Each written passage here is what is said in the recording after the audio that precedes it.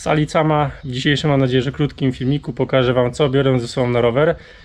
Będzie to też poniekąd recenzja torby podsiłowej Ortlieb, którą używam. Więc co, lecimy z tematem, bo zanim wróci właściciel tego warsztatu, to już nic nie nagramy.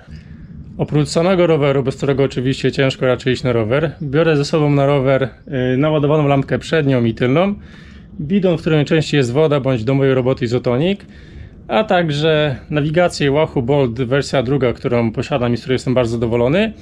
No i torbę podsiadłą Ortlieb, którą zakupiłem niemalże praktycznie od razu z rowerem.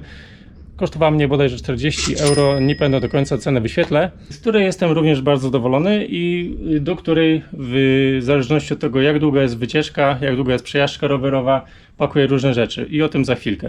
Torbę zaraz demontuję i troszkę o niej więcej opowiem, a potem pokażę, co jeszcze do niej pakuję i na końcu spróbujemy spakować i zobaczymy, jak wygląda całość. Wyjmiemy sobie teraz torbę. Tutaj jest taki specjalny nacisk, który trzeba przycisnąć i prowadnicą można lekko wysunąć, bądź troszkę mniej lekko, ale to dobrze. Generalnie montaż jest dość prosty. Tutaj trzeba ją zamontować pod siodełko, oczywiście wkręcić, to jest wyjaśnione w instrukcji, nie będę tego omawiał. Torba, jak podaje producent, jest wodoszczelna i tak w sumie jest, bo jeszcze nie zdarzyło mi się, żeby cokolwiek w niej zamokło. Ma pojemność 4,1 litra, o tym za chwilę, jak to starcza.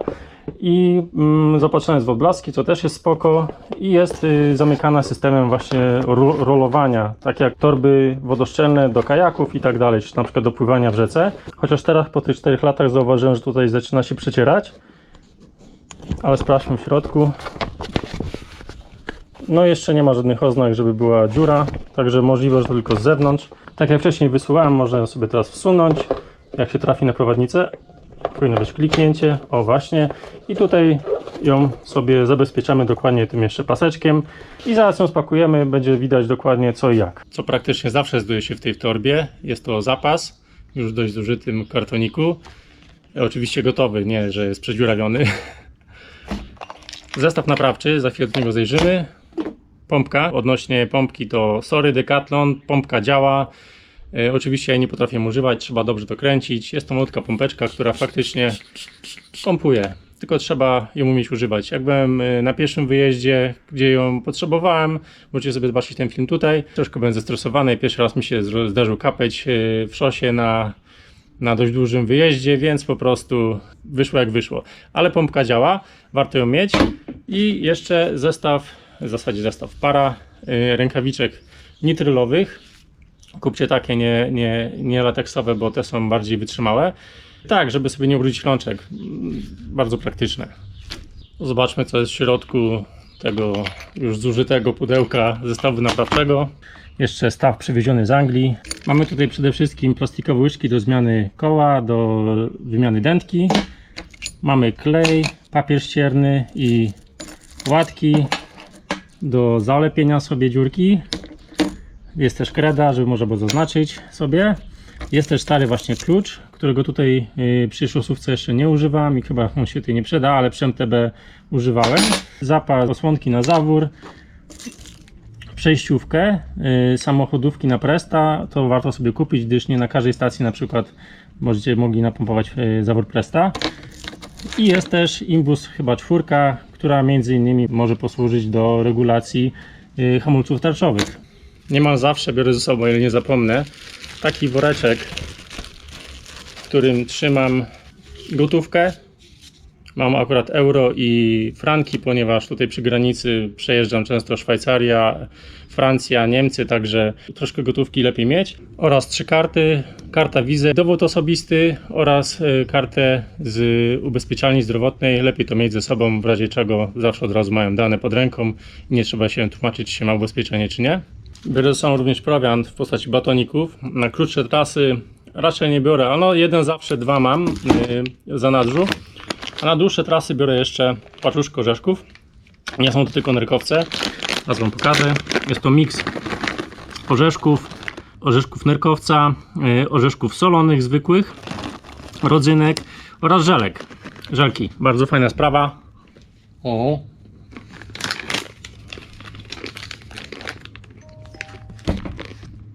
Lepiej się mieli. Do torby ląduje też zawsze zestaw kluczy, bo jakoś się trzeba dostać do domu, czy też do garażu, piwnicy. No i często biorę ze sobą wiatrówkę. Jest to wiatrówka Van Ryssel, z której też jestem bardzo zadowolony.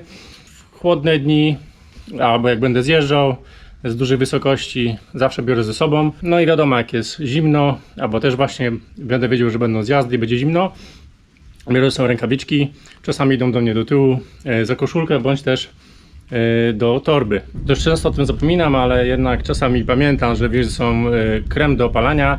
Jak się jedzie w długie trasy, nawet jak się nasmarujesz wcześniej, to i tak nie starczy na cały dzień albo na tych 5-4 godziny jazdy. I czasami biorę ze sobą apteczkę, teraz akurat dość duża, w sumie nigdy z niej korzystałem, ale warto jest, jak jedziecie grupą, żeby ktoś miał coś takiego, można sobie ją zmniejszyć, wyjąć kilka rzeczy, bądź też po prostu samemu złożyć taką apteczkę. Ktoś z większą torbą zawsze może ją do siebie włożyć. Oczywiście biorę ze sobą jeszcze telefon, ale telefon zwykle mam ze sobą pod ręką, czy też właśnie z tyłu koszulki. Żeby nie katować Was wkładaniem rzeczy do środka, już je włożyłem, przynajmniej ten pierwszy, najważniejszy zestaw. Zaraz poświecimy, zobaczymy jak to wygląda.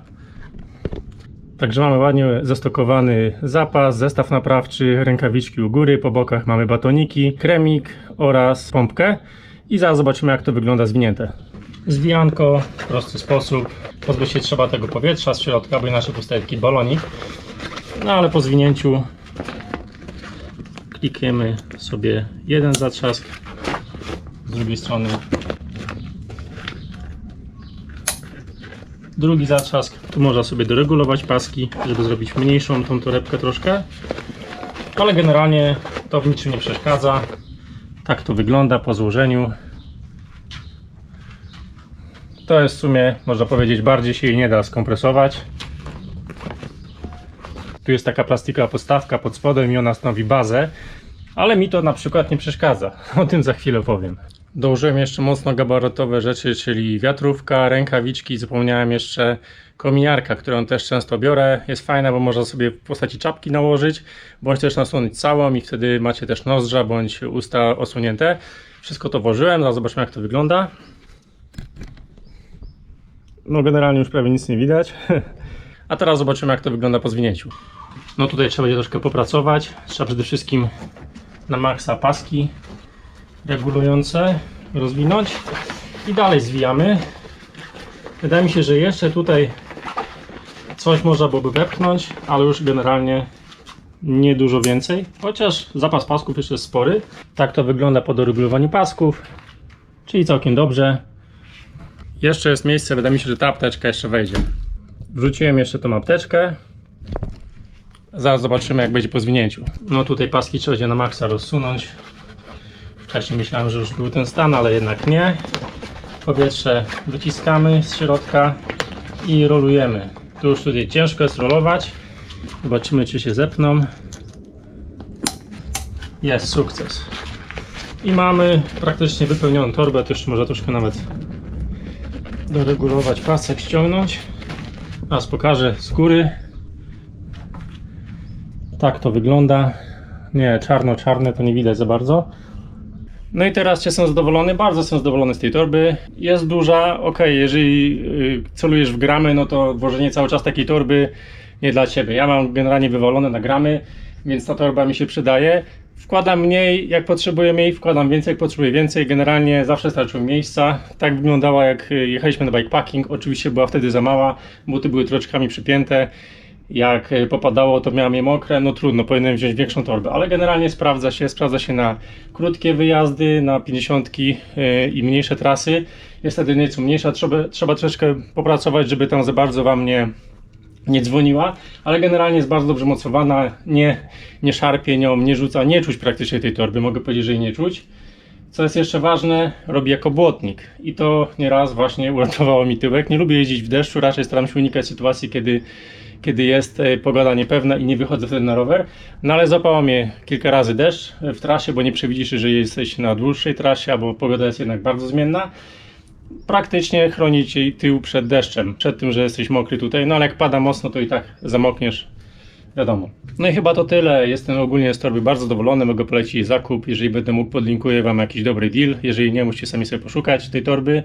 Ogólnie nie było łatwo jej znaleźć już wtedy, 4 lata temu. Nie wiem, czy oni dalej ją produkują, czy nie. Jest kilka kolorów, bodajże pomarańczowy, zielony są droższe, a czarna jest najtańsza. Akurat nie miałem innego wyboru, wziąłem czarny.